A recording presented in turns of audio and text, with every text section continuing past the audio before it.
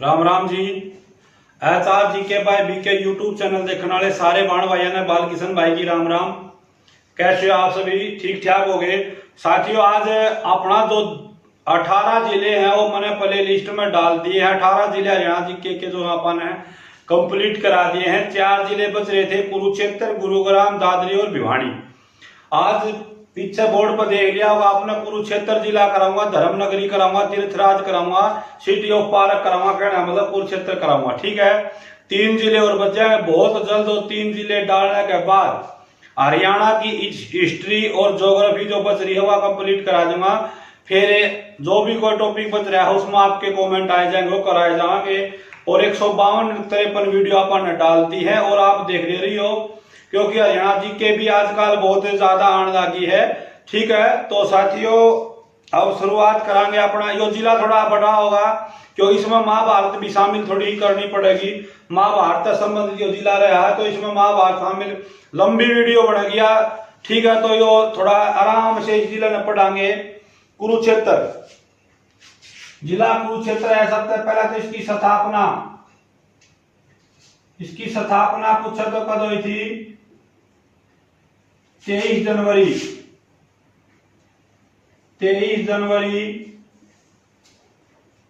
1973 को कुरुक्षेत्र जिला बना है। 23 जनवरी 1973 में कुरुक्षेत्र की स्थापना हुई थी। ठीक है साथियों, और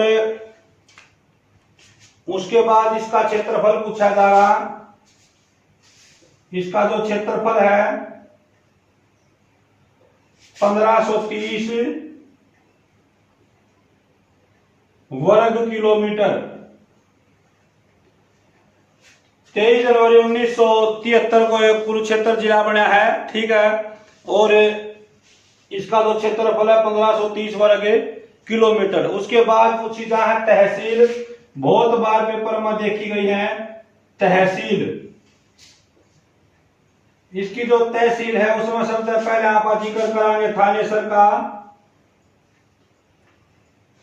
थानेसर, उसके बाद जिक्र कराएंगे आप पेहवा, और उसके बाद शाहबाद। थानेसर, पेहवा और शाहबाद इसकी के हैं तहसील है। उसके बाद उप तहसील।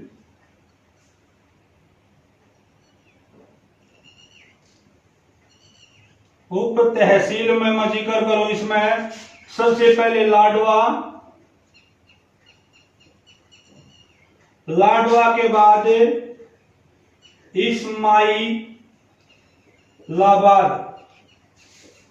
इस्माइलाबाद और बेवन।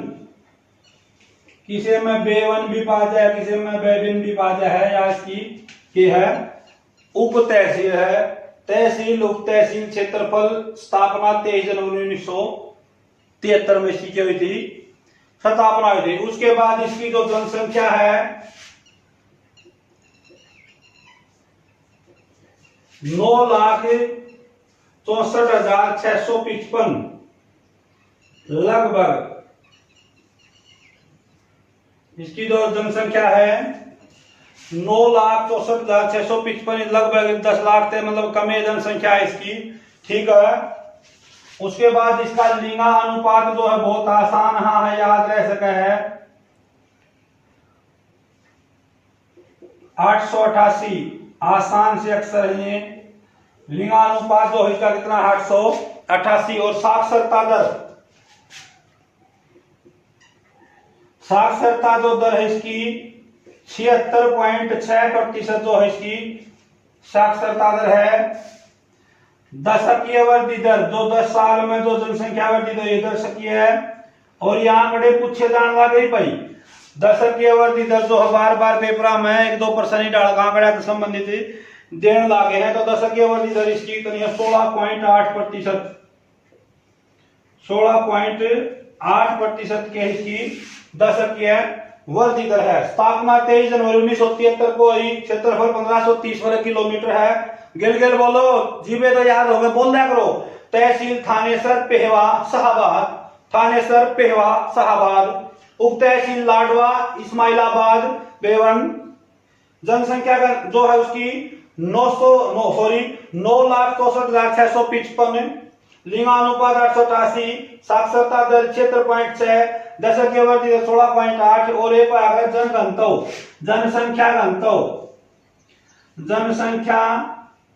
घनत्व जो इसका 630 प्रति व्यक्ति वर्ग किलोमीटर। ठीक है, इसका जो जनसंख्या घनत्व कितना है 630 प्रति व्यक्ति वर्ग किलोमीटर, तो इसका जनसंख्या घनत्व है। कोडेस्टर दिए भाई। तो साथियों यहां तक ये जो मेन आंकड़े हैं वो इसमें आपने देखे। इसका जो क्षेत्रफल है 1530 वर्ग किलोमीटर, जनसंख्या 9,64,655 है, लगभग है। जनसंख्या घनत्व जो है 630 प्रति व्यक्ति वर्ग किलोमीटर। तहसील में है थानेसर, पेवासाबाद। उप तहसील में है इस्माइलाबाद, लाडवा और बेवन। ठीक है, ये इसी के हैं। उप तहसील है इसको 23 जनवरी 1973 को कुरुक्षेत्र जिला बना। कुरुक्षेत्र का जो नाम है कुरुक्षेत्र क्यों पड़ा? ठीक है, कुरुक्षेत्र जो जिला है इसका नाम राजा कुरुक्षेत्र जो जिला है इसका नाम कुरुक्षेत्र क्यों पड़ा है साथियों? तो राजा कुरु है,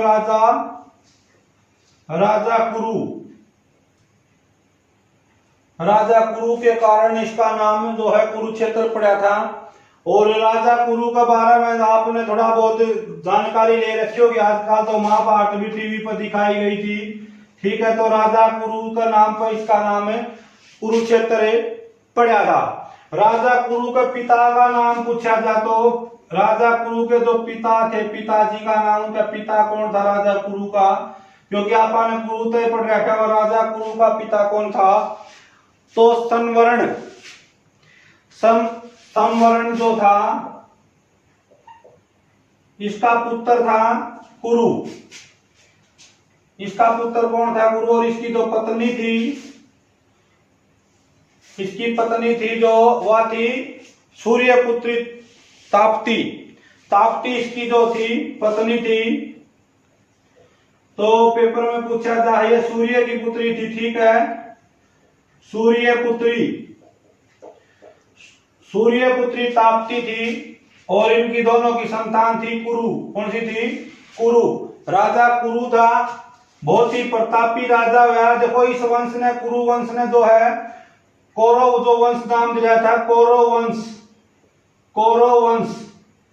वंश का प्राचीन नाम यदि आपसे पूछा तो पौरव था। कौरव की तरह के था, पौरव वंश था। यो पौरव वंश था। पौरव वंश का नाम कौरव वंश किसने रखा था? तो राजा कुरु ने इसका नाम कौरव वंश रखा था। और इसकी मां, राजा कुरु की माता थी ताप्ती जो सूर्य पुत्री थी। और इनका पिता कौन था? सवर्ण का। देखो इसमें तो सवर्ण की माता थी, सवर्ण की पत्नी थी। ठीक है, इनकी पत्नी थी। ठीक है भाई, ओके, रिपोर्ट समझ में आ गया वार्ती। तो कुरु वंश था, गई महाभारत की कहानी चल लगी। कुरु जो राजा था, राजा कुरु अपने बहुत ही प्रतापी राजा था। उसने अपना एक तरफा राज चलाया, लेकिन ये बाद में राज करके भी एक बच्ची के लिए है। तो वृद्ध अवस्था में वो घूमने के लिए चलता है। तो वो चलता हरियाणा में आ गया। और हरियाणा में कहां पर? कुरुक्षेत्र में। और वहां पर एक नदी बहती थी प्राचीन समय में, सरस्वती नदी। वहां पर सरस्वती नदी बहती थी जो वर्तमान समय में लुप्त हो चुकी है। पुनः खुदाई ऑस्ट्रेलिया देश की सहायता से इस नदी की जा रही है। तो पवित्र नदी या पौराणिक नदी जो है सरस्वती नदी, जहां पर महाभारत की रचना महर्षि वेदव्यास द्वारा की गई। तो घूमने चलता है। घूमते राजा जो कुरु है वो हरियाणा का कुरुक्षेत्र में आ गया, सरस्वती नदी के किनारे आया। और सरस्वती नदी में उन्होंने स्नान करे भाई। स्नान करने के बाद सरस्वती नदी में उन्होंने स्नान करा। सरस्वती नदी में स्नान करा तो उनकी आत्मा थोड़ी प्रसन्न हुई। उनकी आत्मा की भाई बहुत ही अच्छी जगह है, पवित्र ही जगह लगी है। उन्होंने सरस्वती नदी में स्नान करा, घूम रहा था, थका हुआ था। और वो ठंडा पानी में जब नहाया तो उसकी आरती थकान जो थी वह दूर होगी। तो राजा कुरु ने सरस्वती नदी में स्नान करने के बाद निर्णय किया, जो राजा कुरु था, राजा कुरु, उन्होंने निर्णय किया कि कुरुक्षेत्र में सरस्वती नदी जो है वहां नहाने के बाद निर्णय किया कि यहां पर फैसला करे हल चलाया जाए। हल चलाने का निर्णय कर लिया भाई उसने कि बड़ी पवित्र भूमि लग रही है, उसने उस पर भूमि पर हल चलाने का निर्णय किया। हल चलाने का निर्णय किया तो 15-20 दिन हो गए हल चलाते चलाते, और चलाते चलाते 15-20 दिन हो गए तो भगवान इंद्र वहां पर आ जाते हैं। ठीक है, लिया तो समय भगवान इंद्र पृथ्वी पर आए और पूछा कि हे राजन, इंद्र भगवान पृथ्वी पर आए, पूछा हे राजन, आपने इतना समय हो गया, 15-20 दिन हो गया चलाते चलाते, तो आप इस भूमि पर क्या उगाना चाहते हो? राजा गुरु से सवाल किया इंद्र भगवान ने कि आप इस भूमि पर क्या उगाना चाहते हो? तो बहुत ही सहज स्वभाव से उन्होंने उत्तर दिया कि मैं इस भूमि पर धर्म,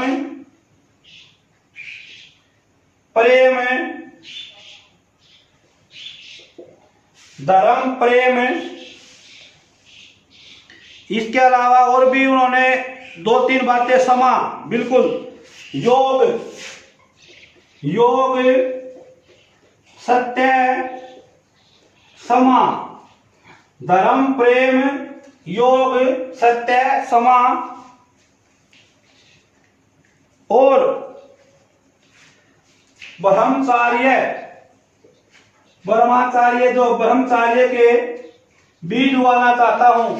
इंद्र भगवान ने राजा गुरु तो सवाल किया कि इस पर क्या उगाना चाहो? इतना दिन हो गए, इतने पसीने बाहर आके हड़ताल लग गया, तो बोले इस भूमि पर मैं धर्म, प्रेम, योग, सत्य, समा, ब्रह्मचार्य के बीज उगाना चाहता हूं। ये प्रश्न सुनकर इंद्र भगवान प्रसन्न हो गए और वापस अपने चले गए। 2-4 दिन डटका, फिर एतवार में संडे वाला दिन फिर अपने बड़े भगवान आ गए, विष्णु भगवान आए तो वो प्रश्न कराया कि राजन, आप तो बहुत परिश्रम कर रहे हो, इस भूमि पर क्या उगाना चाहते हो?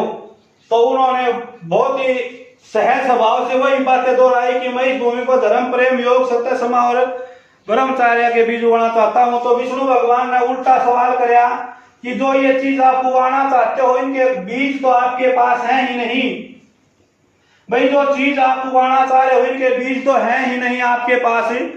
तो राजा गुरु जो थे वो इतने बहुत ही अच्छे राजा थे, उन्होंने क्या किया कि अपना शरीर का एक एक अंग काट के विष्णु भगवान को समर्पित कर दिया। और विष्णु भगवान को समर्पित कर दिया तो विष्णु भगवान ने उनका त्याग देखकर बड़े प्रसन्न हुए तो विष्णु भगवान ने कहा कि हे राजन, आप मुझसे मन चाहा वर मांग सकते हो, वरदान मांग सकते हो।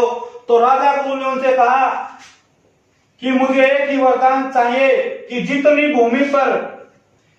जिस भूमि पर मैंने 15 या 20 दिन हल चलाया है, जहां जहां तक मैंने हल चलाया है, उस भूमि को धर्म नगरी का दर्जा दिया जाए, अर्थात वहां पर धर्म नगरी का जो निर्णय लिया कि धर्म नगरी होनी चाहिए। तो विष्णु भगवान ने कहा तथास्तु। उस दिन के बाद कुरुक्षेत्र को धर्म नगरी कहा जाने लगा, धर्म नगरी। तो विष्णु भगवान ने जो वरदान दिया और राजा कुरु का जो परिश्रम था, उसके बदौलत उसको कुरुक्षेत्र को धर्म नगरी कहा जाता है। और महाभारत काल में उसके बाद उस भूमि पर इतना अन्न उत्पन्न हुआ, इतनी खुशहाली आई कि महाभारत काल में कुरुक्षेत्र को बहुधान्य कहा गया, बहुधान्य। ठीक है, तो यार कहानी थी, सारी बात बताने जा रहा हूं। पहले बता दी थी, वीडियो लंबी बनेगी। कुरुक्षेत्र जिला है और कुरुक्षेत्र में महाभारत के अंदर शामिल करूंगा। मेरा जो विषय था कि बाप के बात समझ में आ जाए। कुरु की माता का नाम था, शुरू में बता रहा, ताप्ती। ठीक है, जो सूर्य की पुत्री थी। हल चलाने का निर्णय लिया, सरस्वती नदी में गोता लगा, हल चलाने लगा, 15-20 दिन चलाया। इंद्र भगवान उसका जवाब दिए, बोलना चाहूं। फिर विष्णु भगवान का अपना शरीर का एक एक अंग काट कर दे दिया, वरदान मांगा तो धर्म नगरी का दर्जा मिला। और महाभारत काल में कुरुक्षेत्र को क्या कहा गया था? बहु धान्य का आगाह था, ठीक है, क्योंकि बहुत ज्यादा उड़दन की मतलब उपज हुई थी, कि जो अनाज की उपज हुई थी, ठीक है साथियों। उसके बाद राजा कुरु थे। उसके बाद साथियों राजा कुरु के बाद जो है अगला जो राजा हुआ परीक्षित। राजा परीक्षित जो है कुरुवंश का प्रथम, परीक्षित प्रथम, क्योंकि एक अभिमन्यु का जो पुत्र था उसका नाम भी परीक्षित था। तो राजा परीक्षित जो प्रथम थे वो राजा बने, ठीक है। एक बार इंक दिए भाई। तो साथियों ये आपने देखा कि उसके बाद परीक्षित प्रथम राजा बनता है कुरुवंश का, क्योंकि परीक्षित दो हुए हैं। उसके बाद अभिमन्यु का जो पुत्र था उसका नाम भी क्या था, परीक्षित था, ठीक है। तो परीक्षित प्रथम राजा बना। उसके बाद एक राजा प्रतिपा, कुरुवंश का राजा था प्रतिपा। ये चीज पे प्रमाण की है कोनी।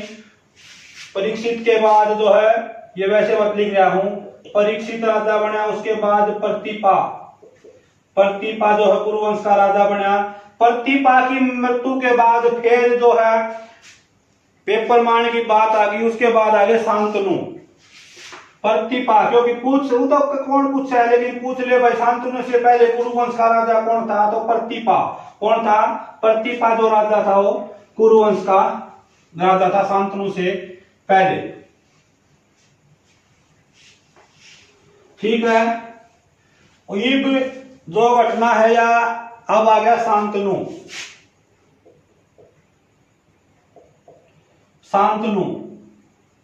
शांतनु की दो पत्नी थी, एक थी गंगा और दूसरी था, हमने बोला होगा सत्यवती। कौन थी, सत्यवती।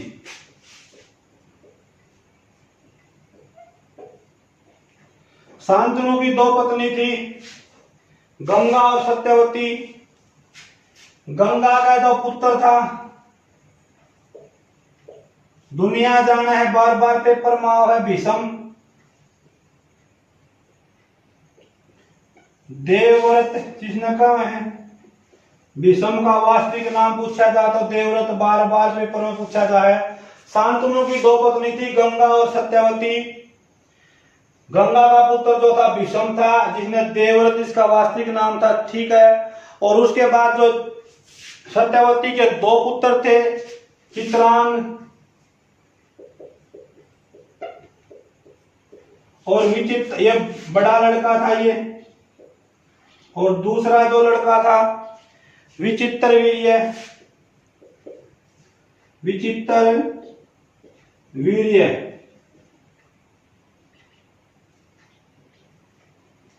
शांतनु की दो पत्नी थी, गंगा और सत्यावती। गंगा का वो पुत्र था भीषम था, देवव्रत था, बार बार पेपर में आ लिया। सत्यावती है, इससे पूछा जा सका है। चित्रांग और विचित्रवीर्य जो थे ये दो उसके पुत्र थे, ठीक है। शांतनु बहुत ही प्रतापी राजा था। शांतनु वृद्ध हो जाए, लेकिन उसके काल में है जो है गांधारों द्वारा, गांधारों ने जो है कुरु पर आक्रमण कर दिया। कुरु राजाओं पे, कुरु वंशित है, कुरु राजाओं पर आक्रमण कर दिया।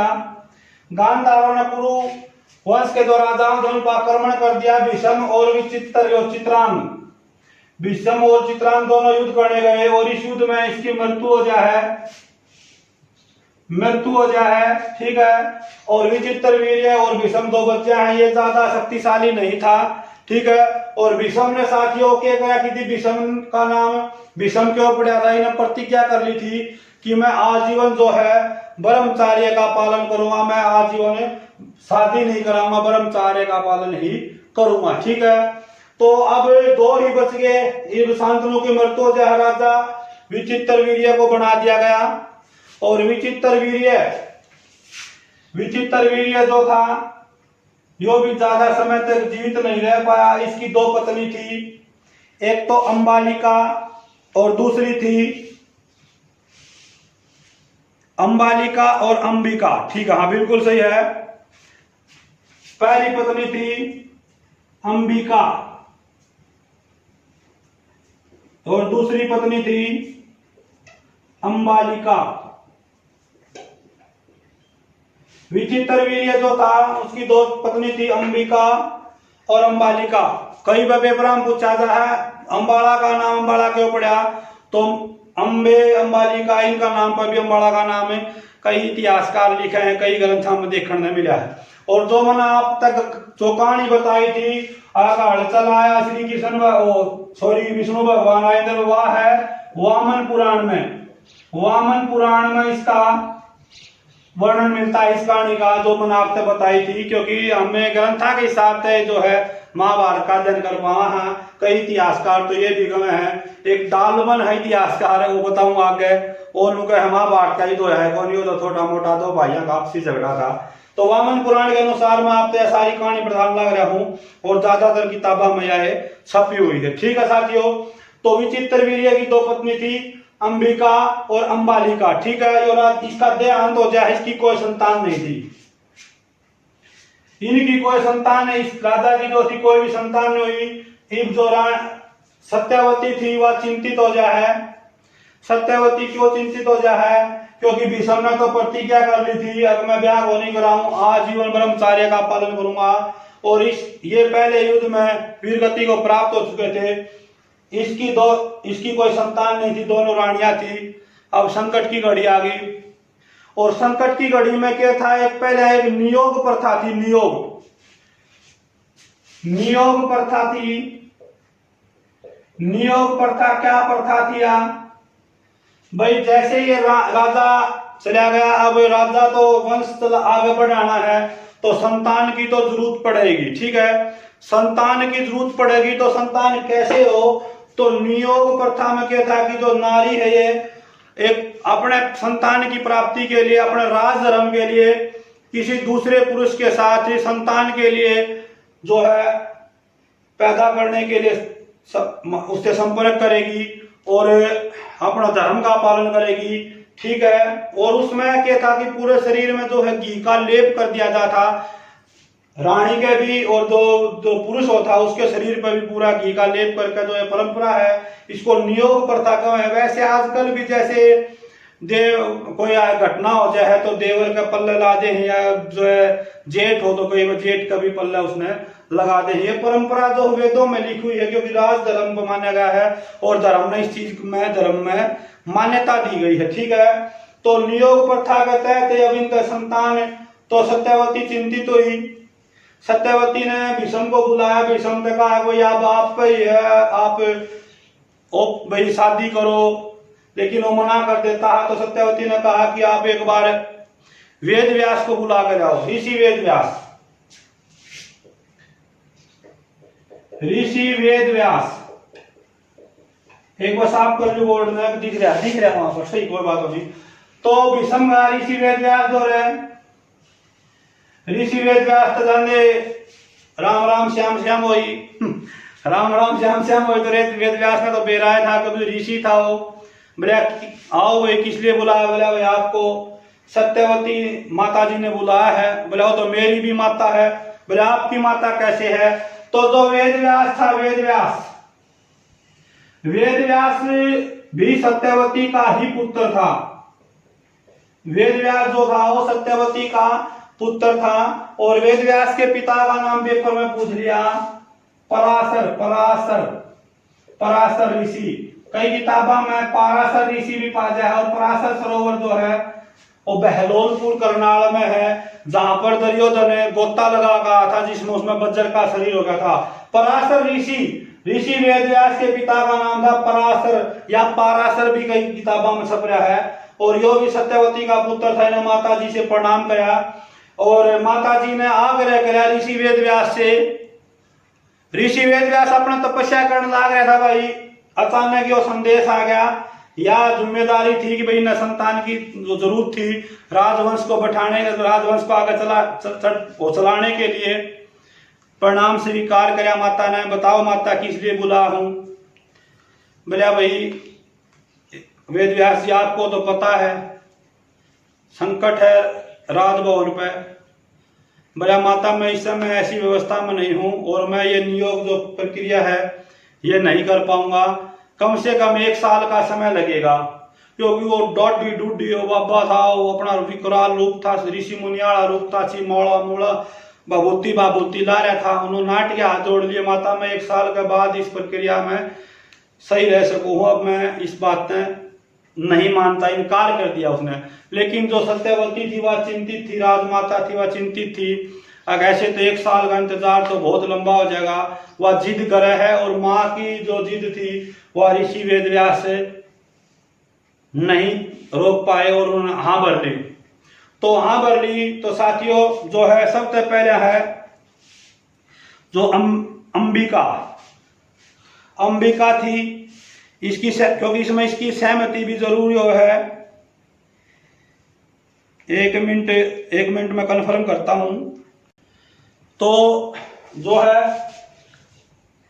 अंबिका जो है इसकी सहमति ली गई और यहाँ सहमत हो जाए। जब पाराशर ऋषि के कमरे में इसको भेजा गया तो यार ऋषि का एकदम ऋषि का रूप देखा तो इसकी एकदम आंख मिच गई, रानी की आंख मिच गई और बहुत ही भयभीत होगी, डर गई। और आंख मिच गई तो श्री वेद व्यास जी ने कहा सत्यवती माता, आगे मैं आपको पहले ही मना कराया था कि जो मेरा रूप है इस समय वो विकराल रूप है और रानी देख कर इसने डर भी सके और वह वही जिस घटना का मुझे डर था वही घटना होगी। और मेरे रूप को देखकर तो रानी थी अंबिका वो बहुत भयभीत होगी, उन्होंने अपनी आंखें बंद होगी। इसकी जो संतान होगी, इसका जो पुत्र होगा वो आंखों से अंधा पैदा होगा। तो अंबिका का जो है धृतराष्ट्र पैदा हुए थे जो आंखों से अंधे थे। ठीक है, उसके बाद अंबालिका का नंबर आ गया। अंबालिका को ऋषि के पास भेजा गया तो ऋषि का रूप देखकर इन्होंने आंखें तो खुली रखी लेकिन यहाँ इतनी डर की पसीना पसीना होगी और इसका चेहरा जो था पीला पड़ गया था और ये घबरा गई थी बहुत ज्यादा। और फिर ऋषि वेदव्यास ने फिर सत्यवती माता से कहा कि माता इन्होंने आंखें तो खुली रखी लेकिन ये इतनी भयभीत होगी, इनका चेहरा पीला पड़ गया, जो भी संतान पैदा होगी उसका शारीरिक स्वास्थ्य जो है वो ठीक नहीं रहेगा, रोगग्रस्त रहेगा। और वो पांडव रिश्ते अंबालिका का जो है पांडव पुत्र प्राप्त हुआ और जो पांडु जो है प्राप्त हुआ और उनका स्वास्थ्य जो है ठीक नहीं रहा, वो पीलिया रोग था उसका। ठीक है, तो ऋषि थे वह ऋषिया की माँ थी। इब माँ ने सोचिए दोनों यो अंधा हो गया यो बीमार हो गया, एक बार फिर हाथ पांव जोड़े मनाया ऋषि वेदव्यास और इनसे कहा कि आप इसको कहा कि भाई बेटी आप एक बार फिर जाओ। तो या उस टाइम तो हाँ भर ली, इन्हें दोनों आपस में बतलाई बोली मैं कौन जाऊं मैं कौन नहीं जाऊं। इन्हें दोनों ने के गया सलाह मिलाकर एक दासी बुला ली, दासी इसने अपनी दासी बुला ली और उस दासी को वेदव्यास का कमरा में भेज दिया। और दासी जो है वह भयभीत नहीं हुई और भयभीत नहीं हुई तो उसके बहुत ही अच्छी संतान विदुर जो था वो दासी पुत्र था और बहुत ही चाणक्य बुद्धि का जो है लड़का पैदा हुआ जो आपने महाभारत में देखा भी होगा। ठीक है, तो आपको थोड़ी ही महाभारत की घटना थी अब बतानी जरूरी थी। इसमें एक प्रश्न बार बार पूछा था आगे जाकर जो महाभारत का जो है उसकी वीडियो जो हमने 2-3 वीडियो डाल रखी हैं लेकिन उस समय वो हिस्सा नहीं करवाया था। तो आपने यहाँ जो कहानी थी बीच में बतानी जरूरी थी, कुरुक्षेत्र जिले से संबंधित थी। कुरुक्षेत्र का यो हिस्सा है एक महाभारत का यदि मैं कहूँ तो। लेकिन इससे एक प्रश्न पूछा गया था जो पेपर हुए थे ग्रुप डी 2018 में कि महाभारत का युद्ध कितने ईसा पूर्व हुआ। तो इसका उत्तर तो मैं पहले ही बता दूं 950 ईसा पूर्व जो उसमें उत्तर माना था। महाभारत का युद्ध जो कितने ईसा पूर्व हुआ था तो 950 ईसा पूर्व जो है मास्टर जी के कराने लगा भाइयों मैंने पहले कही थी। इसमें बतानी मैंने उचित समझी है इसमें क्योंकि अपने जो है अब ये तो सेकोनी मैंने अगर फॉर्मेलिटी पूरी करनी है वो 2-3 बात बताई अपना चाल पड़ा। जिला तो 10 मिनट में भी करा जा, जिला 3 घंटे में भी कोई नहीं हो। लेकिन मैंने या महाभारत समझ पसंद जरूर रहा हूं। 900 ईसा पूर्व महाभारत का युद्ध हुआ था यो आ गया पेपर में। लेकिन यह कथन किसका है, किसने ये कहा कि महाभारत का युद्ध 900 ईसा पूर्व हुआ था। तो इसका जो है पारजीटर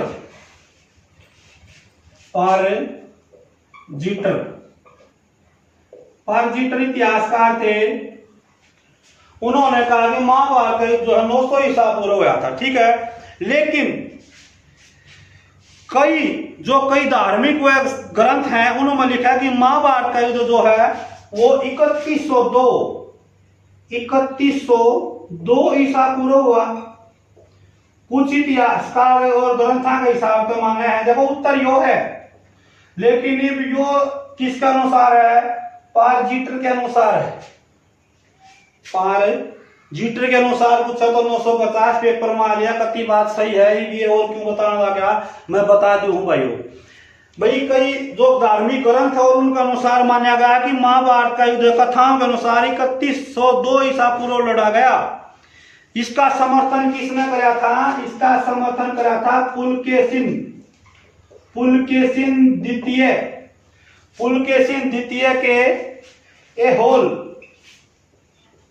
शिलालेख में। इन पेपर में प्रश्न यो आ गया यो पूछ ले, एहोल शिलालेख के अनुसार महाभारत का युद्ध कितने ईसा पूर्व लड़ा गया? तो 3102 ईसा पूर्व लड़ा गया। किसके अनुसार? एहोल अभिलेख या शिलालेख के अनुसार, पुलकेशिन द्वितीय का जो था। Okay report. इसके अलावा 1400 ईसा पूर्व कुछ इतिहासकार मानते हैं कि महाभारत का युद्ध जो है 1400 ईसा पूर्व हुआ। इसमें कौन कौन मानना है इस बात में? कौन से प्रमुख इतिहासकार हैं? उसमें सबसे पहला नाम लूंगा केसी यादव। बहुत ही जबरदस्त इतिहासकार हैं। ज्यादातर जो किताबें हैं हरियाणा का इतिहास में पहला नाम इनका केसी यादव ने लिखना शुरू किया था। केसी यादव के अनुसार महाभारत का 1400 ईसा पूर्व लड़ा गया। और इसके समर्थन में जो है वो कौन कौन इतिहासकार हो रहे हैं? Doctor RC.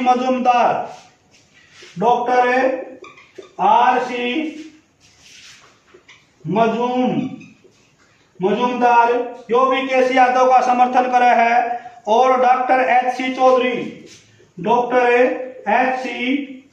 चौधरी, ये तीनों इतिहासकार मानते हैं कि जो महाभारत का युद्ध पेपर में आ जाए, केसी यादव के अनुसार महाभारत जो है 1400 ईसा पूर्व, मजूमदार 1400 और एच.सी. चौधरी के अनुसार भी 1400 ईसा पूर्व जो है महाभारत का युद्ध लड़ा गया। तीन बातें बताई हैं, यो पेपर में आ जाए बिल्कुल सही है। क्यों बताने लगा रहा हूं? आ सके हैं इसलिए बताने लगा रहा हूं। और एक रह गया अपना प्रसिद्ध विद्वान था वराहमिहिर।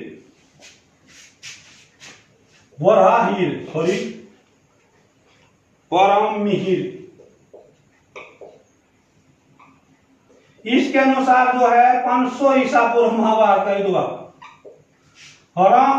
वराहमिहिर के अनुसार जो है 500 ईसा पूर्व महाभारत का जो है, अलग अलग जो है उन्होंने अपने अपने विचार रखे हैं। एक इनका सब अलग एक टकरागैंत का भी इतिहासकारों में एक अपना नाम है डालमन योग है कि महाभारत का युद्ध हुआ ही नहीं। उसने कहा दो भाइयों का यो छोटा सा झगड़ा था गड़ी के ऊपर। डालमन का है कि महाभारत का युद्ध है कौन, यो तो एक छोटा सा दो भाइयों का आपसी झगड़ा था, और ये तो वैसे बना रखा। तो अलग अलग इतिहासकार जो है अपने अलग अलग वो प्रक्रिया बता रहे हैं। तो ये थोड़ी जानकारी जो थी महाभारत संबंधित कुरुक्षेत्र जिले में, जिला तो कुरुक्षेत्र मास्टर जी ने बता के दिया। भाई कहीं टेंशन होगी तो साथियों आपका फोन आपका हाथ में है, इस वीडियो ने काट दियो जिसने ना देख लियो, लेकिन हाँ बता दी है हरियाणा स्टाफ सिलेक्शन जो है कि मैं भी पूछ सका। मैं तो बाद में आकर डंडा की छोट पन्नू का जुआ देख लो भाई, इस वीडियो में जो प्रश्न करा रखा है। मैं तो आकर ऐसे कहूँ जो हाईकोर्ट अर्जुन में बताए थे पिछले पेपर में, एक एक वीडियो मनु बता दूंगा, उस वीडियो में वो प्रश्न जाकर देख लियो, जाकर इसने मिला लियो। ठीक है, इब जिक्र आ जाओ कुरुक्षेत्र में। सबसे पहला थानेसर जो है कुरुक्षेत्र की तहसील है। इसमें डाल एक वही डाल दे। थानेसर के बारे में पढ़ाएंगे थोड़ा। तहसील है इसकी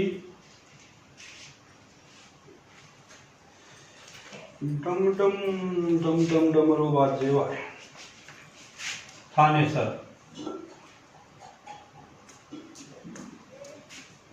थानेसर का जो प्राचीन नाम था कई बार पेपर में पूछा जा सका है, थूणाग्राम। थानेसर का प्राचीन नाम थूणाग्राम था। और कुरुक्षेत्र के उपनाम बता दूं मैं आपका, क्योंकि उपनाम मेरे ध्यान में रह जाएंगे। तीर्थराज, तीर्थराज कहा जाए कुरुक्षेत्र को। 360 तीर्थ है यहाँ पर, मंदिरा की कोई कमी को नहीं। नंबर 2 इसका उपनाम है city of park, city of park, park city कहा जा है।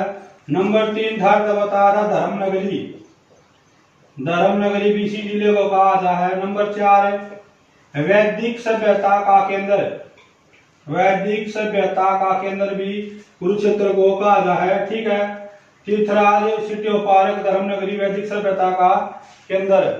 और ठीक है, ये इसके उपनाम थे। अब थानेसर का प्राचीन नाम थूणाग्राम कौन से साहित्य में मिले है? तो बौद्ध व जैन साहित्य में, बौद्ध व जैन साहित्य में प्राचीन नाम पूछा तो थूणाग्राम इसका प्राचीन नाम था। थानेसर का जो इतिहास है वो राजा हर्षवर्धन की राजधानी रही है, हर्षवर्धन की राजधानी। ठीक है, राजा हर्षवर्धन या वर्धन वंश की राजधानी थानेसर रही है। ठीक है साथियों, इसके बारे में थानेसर में। और थानेसर का जो एक प्रश्न आ गया है, शेख चिल्ली का मकबरा, बहुत बार पेपर में आया है। शेख चिल्ली का मकबरा कड़ा है, यो बार बार मैंने वैसे भी बता रखा है। शेख चिल्ली का मकबरा कड़ा है, यो थानेसर में है। इतना ही बताऊंगा इसके बारे में। उसके बाद अगली जो तहसील है शाहबाद, शाहबाद तहसील है। शाहबाद में चीनी मिल भी है इसका, कुरुक्षेत्र का शाहबाद। और इसको ओकी हब कहा जा है, ओकी हब, ओकी हब का नाम तो शाहबाद को जाना जा है। शाहबाद में चीनी मिल है जिसकी स्थापना 1984-85 में की गई थी। कुरुक्षेत्र की चीनी मिल की 97 पर था। शाहबाद कुरुक्षेत्र में है, आकी हब का नाम से इसे जाना जा है। उसके बाद है पेहवा, पेहवा। ठीक है, पेवा, पेवा कुरुक्षेत्र में है। यो प्राचीन समय में घोड़ों के व्यापार का केंद्र था, घोड़ों के व्यापार, व्यापार का प्रमुख केंद्र था, घोड़ों के व्यापार का प्रमुख केंद्र। और मधु शर्मा हरियाणी लोक गायिका है, उसका संबंध भी पेवा से है। और वर्तमान में जो हरियाणा का खेल मंत्री कौन है? संदीप सिंह, संदीप सिंह हरियाणा का जो खेल मंत्री है, उनका संबंध भी पेवा से। ये कहां से है? पेवा से। तो घोड़ों के व्यापार का केंद्र था प्राचीन समय में। राजा मीर भोज के समय में भी कैसे कहा था इसने? पेवा कुरुक्षेत्र में। शाहबाद हो गया, थानेसर हो गया। उसके बाद उप तहसील एक है लाडवा, लाडवा का जिक्र किया करूंगा। यहाँ पर एशिया की दूसरी सबसे बड़ी अनाज मंडी है, एशिया की दूसरी सबसे बड़ी अनाज मंडी कड़ा है या लाडवा कुरुक्षेत्र में है। एशिया की दूसरी सबसे बड़ी अनाज मंडी कड़ा है साथियों, लाडवा कुरुक्षेत्र में है। ये थी तहसील और उप तहसील के बारे में। इसके अलावा वो देखो जिला बताई थी आपने, बहुत बड़ा है। इसके बाद हरियाणा का एकमात्र जिला है यो कुरुक्षेत्र, हरियाणा का एकमात्र जिला है जिसके नाम विधानसभा की सीट नहीं है, विधानसभा की सीट नहीं है। हरियाणा का एकमात्र ऐसा जिला जिसके नाम विधानसभा की सीट नहीं है, कुरुक्षेत्र। और कुरुक्षेत्र यदि मैं मंडल का जिक्र करूं तो किस मंडल में है? तो ये अंबाला मंडल में है। कुरुक्षेत्र जो है किस मंडल में है? अंबाला मंडल में है। और यहाँ से जो सांसद है, सांसद पूछे तो कौन है? नायब सिंह सैनी, नायब सिंह सैनी जो है यहाँ से सांसद है। कुरुक्षेत्र हरियाणा का एकमात्र ऐसा जिला है जिसका नाम विधानसभा की सीट नहीं है। मंडल पूछो तो अंबाला मंडल में है, सांसद पूछो तो नायब सिंह सैनी।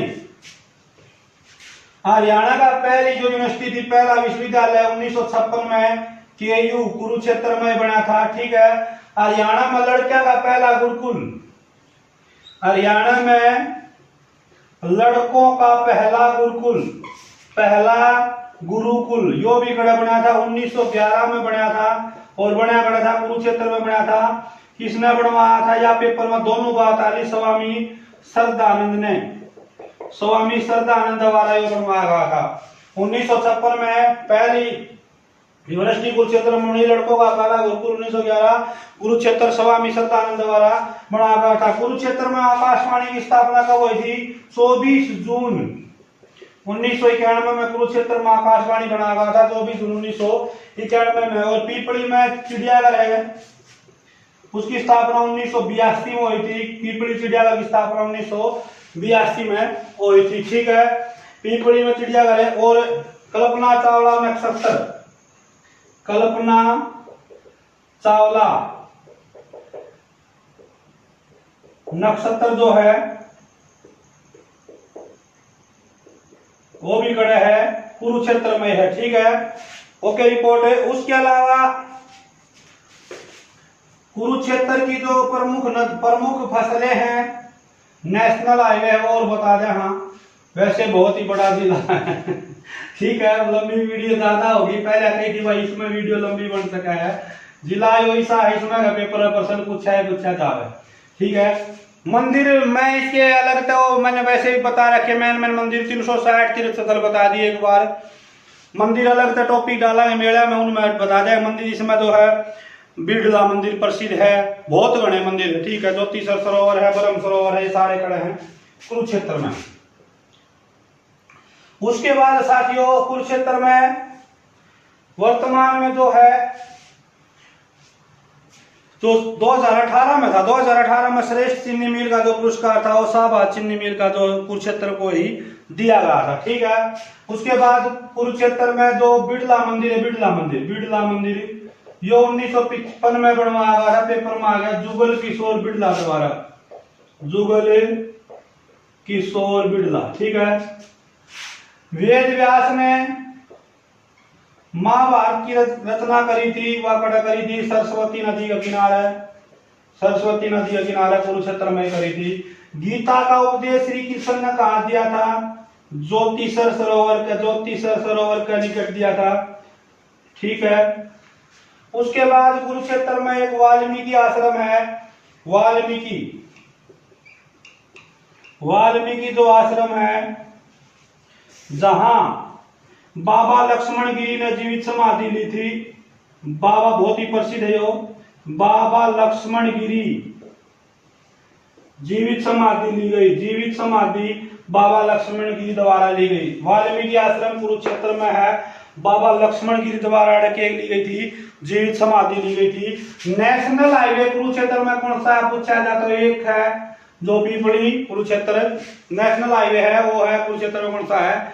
1 पे है। ठीक है, उसके बाद और कुरुक्षेत्र से संबंधित पूछा है तो खेल स्टेडियम पूछा गया, तो वैसे मैंने अलग बता रखे हैं खेल स्टेडियम, इसलिए मैं जिला में जो चीज वीडियो मैंने और डाल रखी है वो जिला में नहीं पाऊंगी। कई नु सोचते हो मास्टर ने छोड़ दी, इसी आकाशवाणी चिड़ियाघर ये मैंने अलग भी डाल रखे टॉपिक, इन्हें फिर जिला में करा दो तो इस चीज का कोई फायदा को नहीं। तो पिछली वीडियो देख लियो, क्योंकि मंदिर मैंने डाल रखे हैं, खेल स्टेडियम मैंने डाल रखे हैं, विश्वविद्यालय यूनिवर्सिटी जो हमने डाल रखी हैं, और प्रजनन के अंदर हमने जैसे मगरमच्छ भोर सैदान ये दिन वो तो मास्टर भूल गया, मैं भूलिया को नहीं, मैंने ये डाल रखे टॉपिक। ये तो मैं आंकड़े और जो चीज बची हुई थी वह जिले में डाल रहा हूं को नहीं, क्योंकि जिले ने मैं छोटा करा, क्योंकि 45 मिनट में क्लास में जिला कराना हो भाई, और उसमें यदि आप ये सारी चीज लिखवाने लगे एक जिले में तो उसमें दिक्कत हो जाए, इसलिए उन टॉपिक है उसके खेल स्टेडियम, उसके जैसे इसमें कुरुक्षेत्र तैयार लो, कुरुक्षेत्र में टीले हैं, टीले ये मनो को नहीं करवाए इसमें, जैसे भगवानपुर का टीला, मिर्जापुर का टीला, भगवानपुर का टीला, मिर्जापुर का टीला ये कुरुक्षेत्र में है, दौलतपुर का टीला, लेकिन ये मैंने करवाए को नहीं, टीला के अलग वीडियो बनाऊंगा। ठीक है, क्योंकि उसमें फिर बालक का टॉपिक क्लियर होते चलेंगे और सानी काटने का कोई फायदा को नहीं इसमें। ठीक है, अपना काम है तैयारी कराना, तो मुना सोचिए मास्टर मैं ही वो चीज करा हूं जो टॉपिक में ना आती, वहां खड़े आके टॉपिक बनाऊ, इसलिए मैं जिला करा रहा हूं। ठीक है, उसके बाद एक कुरुक्षेत्र में जो यूनिवर्सिटी में हस्तलिखित संग्रहालय किसने बनवाया था? सथाणुदत्त शर्मा द्वारा जो है कुरुक्षेत्र यूनिवर्सिटी में हस्तलिखित संग्रहालय जो किसने बनवाया था?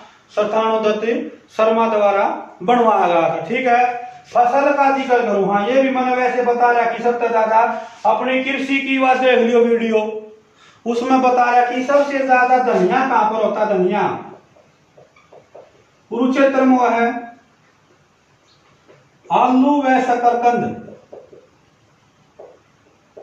आलू व शकरकंद भी गड़ो है कुरुक्षेत्र में। ठीक है, ओके रिपोर्ट है। खेल स्टेडियम द्रोणाचार्य है, ले लिख दूं हूँ कि मैं बता दी था अलग से वीडियो डाल रखी है। खेल स्टेडियम द्रोणाचार्य यूनिवर्सिटी है, अलग से वीडियो डाल रखी। मैंने बात की थी आंकड़े कराने थे और थोड़ा है इसके बारे में जो तहसील वगैरह इनके बारे में बताना था। साथियों जिला बहुत बड़ा और मैं ये नहीं करता ये वीडियो कंप्लीट है, लेकिन अपने हिसाब से जो है काम चल जाएगा। सारी वीडियो देख लियो टॉपिक वाइज अलग अलग, और नू तो कहूँगा नहीं वीडियो न अंत तक देखें, शुरू तक देखें। थारा जी करे उड़े रोके ना, जी करे तो वहां से बजाएं, अपना हाथ में फोन ने खींच कर स्पीड से काट दे, वीडियो ने डिलीट कर दे। आपका मर्जी है, आपका फोन है, मैं ये नहीं कहूंगा।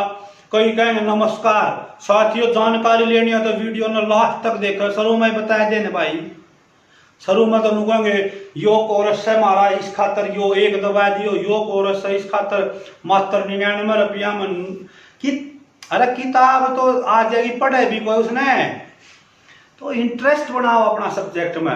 ठीक है, जीव काम चलेगा।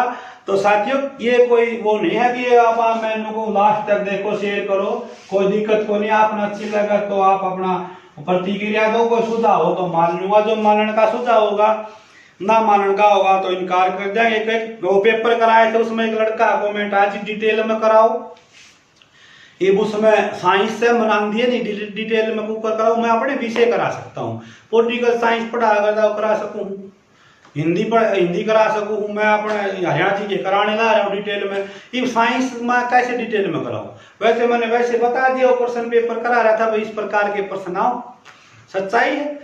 और मैं 15 के 15 सब्जेक्ट में कवर थोड़ी करा सकूं, मैं तो अपना विषय न करा सकूं। स्पेशल हरियाणा जी के है, वहाँ अचूक निशाना है। और ये फॉर्मेलिटी की वीडियो डाल नहीं रहा कहीं का नुबे में यूट्यूब पे तो कंटेंट नहीं डाला, अगर अपना हो सको नहीं अपना डाल डूल करना क्यों।